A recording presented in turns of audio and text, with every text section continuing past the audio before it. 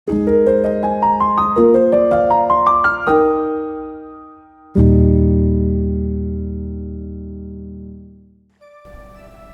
Ibu, dan saudara sekalian, damai sejahtera menyertai Bapak, Ibu, dan saudara sekalian.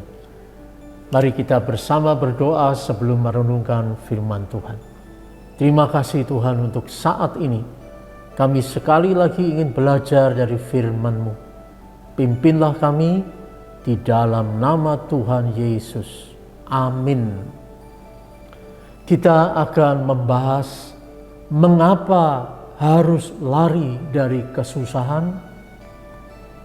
Mari kita membahas tema ini dari terang firman Tuhan dalam Wahyu 1 ayat yang ke-9.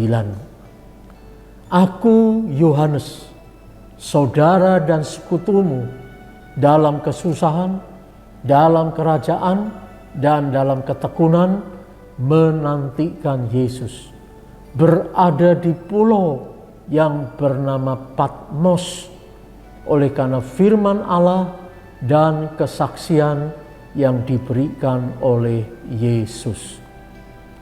Yohanes menulis vision yang ia terima dari Tuhan di dalam kitab Wahyu. Saat ia dibuang di pulau Patmos oleh Kaisar Domitianus pada tahun 94 Masehi, dan dibebaskan setelah sang kaisar mati pada tahun 96. Patmos adalah pulau karang yang kecil, tandus, dan banyak ular berpisah. Tempat yang mengerikan. Ia diletakkan dalam sebuah gua.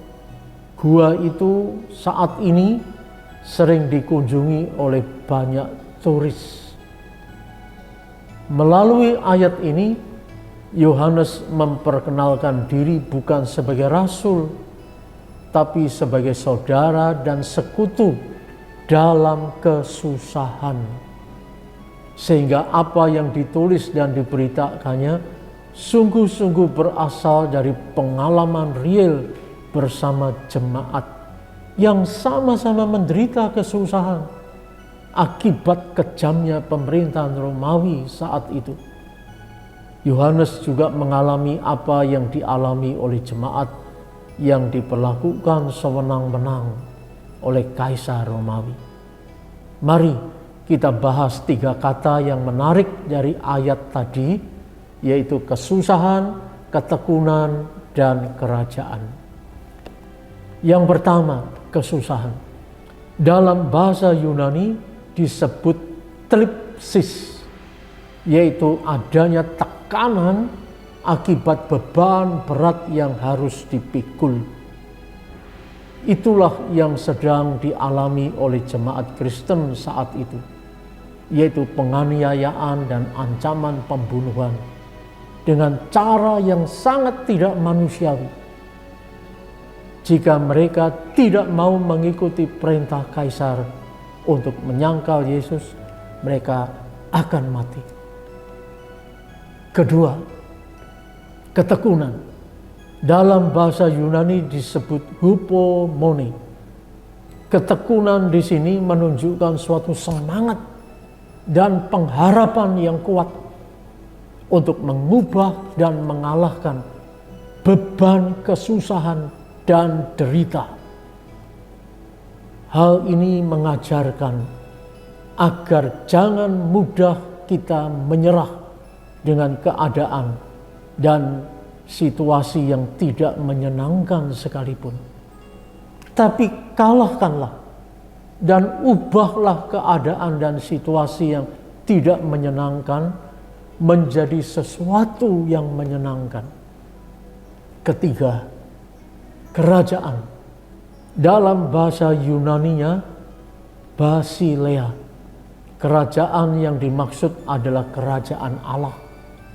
Bukan juga menunjuk pada sebuah gedung, bukan juga menunjuk pada luasnya suatu daerah yang dikuasai oleh seorang raja.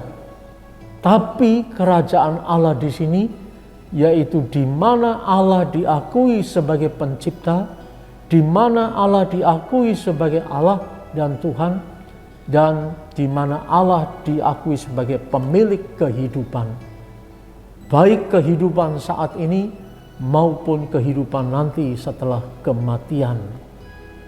Allah Sang Pencipta dan pemilik kehidupan ini perlu diagungkan, disembah, dan ditaati segala perintahnya. Dalam arti tiga kata ini, maka kita bisa melihat Yohanes sebenarnya mengajak dan memberi semangat kepada jemaat Kristen yang sedang teraniaya dan menanggung kesusahan yang begitu berat dan menyengsarakan hidupnya, untuk mengarahkan hati dan pikirannya kepada kerajaan Allah, di mana Allah berada dan diakui sebagai pencipta dan pemilik kehidupan ini. Allah yang akan menerima dan menyambut jemaat yang dengan tekun mampu mengalahkan, mengubah kesusahan dan derita menjadi kesukaan dan kebahagiaan dalam hidup bersamanya di dalam kekekalan.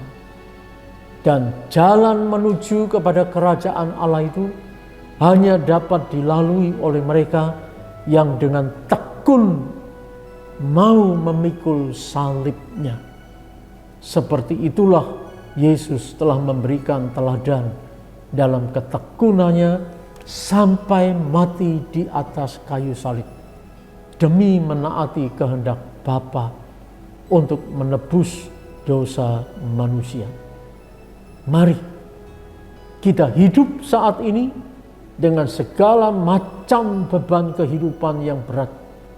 Kita perlu untuk mendengar dan melakukan ajakan Yohanes ini, supaya kita akhirnya bisa masuk ke dalam kerajaan Allah. Dan kita akan dapat mengatasi dan menanggung beban yang berat sekalipun dalam hidup ini tanpa mengeluh dan putus asa.